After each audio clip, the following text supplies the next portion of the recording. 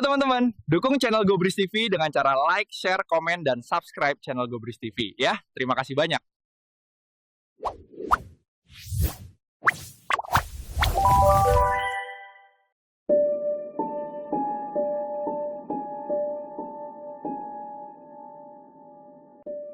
Siapa yang tidak kenal kota Bandung?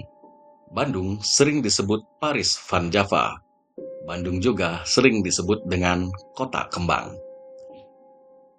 Pada zaman penjajahan, Bandung disebut kota lautan api.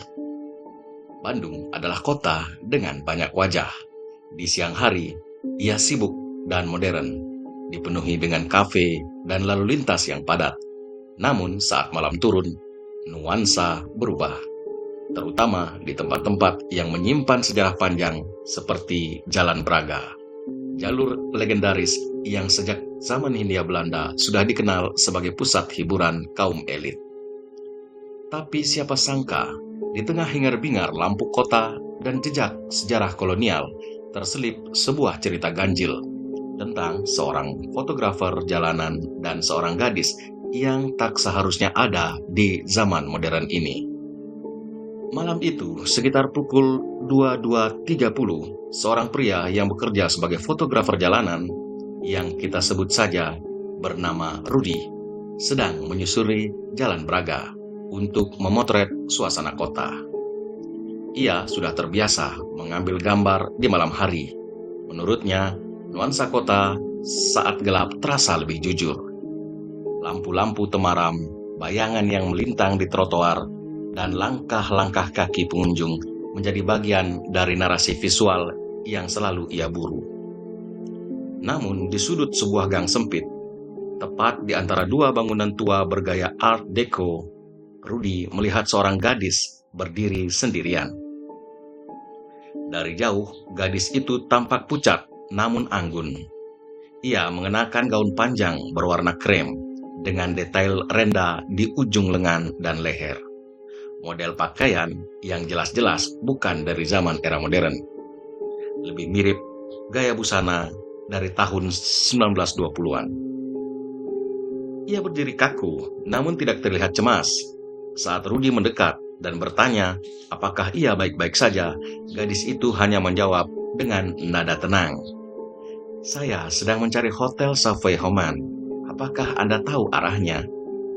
Nada bicaranya sangat baku, seperti dialog dalam film dokumenter. Namun, yang membuat Rudy benar-benar bingung adalah ketika si gadis menambahkan, "Saya dengar kamar di sana hanya sekitar 2 gulden. Tentu saja Rudy tertegun. Sontak Rudy merasa kaget. 2 gulden? Mata uang itu sudah tidak digunakan sejak zaman Belanda, puluhan tahun yang lalu.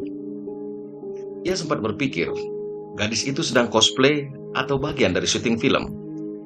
Tapi tidak ada kamera, tidak ada kru, tidak ada tanda-tanda apapun selain gadis itu berdiri sendirian. Merasa suasana makin aneh, Rudy mencoba memotret diam-diam. Namun layar kamera justru menampilkan gambar buram, seperti kabut. Autofokus gagal bekerja, bahkan tombol shutter speed terasa macet. Rudy mengangkat kepalanya. Saat itu, ia mulai menyadari bahwa lingkungan di sekitarnya menjadi sunyi dan sangat sunyi. Tidak ada suara motor lewat, tak ada suara musik dari kafe, bahkan suara angin pun tiba-tiba menghilang. Hanya ada dia dan gadis itu. Rudy merasa tidak enak hati. Ia mulai gelisah. Ia menawarkan untuk mengantar gadis itu ke jalan besar, sambil mencoba mencari penjelasan lebih jauh tentang siapa dia sebenarnya. Gadis itu hanya tersenyum tipis dan mengangguk. Kemudian mereka berjalan sekitar 10 meter. Namun saat Rudy menoleh ke belakang, gadis itu sudah menghilang. Bukan kabur, bukan bersembunyi, tapi benar-benar lenyap begitu saja. Ia kemudian berlari, memeriksa sekitar gang, melihat ke kanan dan ke kiri. Tidak ada jejak, tidak ada suara, tidak ada saksi lain. Malam itu, ketika Rudy sampai di rumah, ia merasa sangat gelisah. Ia membuka tas kameranya dan menemukan sesuatu yang membuat darahnya seketika menjadi dingin. Selembar kertas lusuh agak kecoklatan dengan tulisan tangan bergaya zaman dahulu. Di situ tertulis jelas, Lestari Kartika, 1929. Ia tidak tahu bagaimana kertas itu bisa berada di sana. Tapi suatu hal yang pasti, nama itu tidak pernah ia lihat sebelumnya. Rudy menghabiskan beberapa malam menelusuri forum sejarah dan arsip daring. Di salah satu forum komunitas sejarah kolonial Bandung, ia menemukan catatan yang sangat mengejutkan.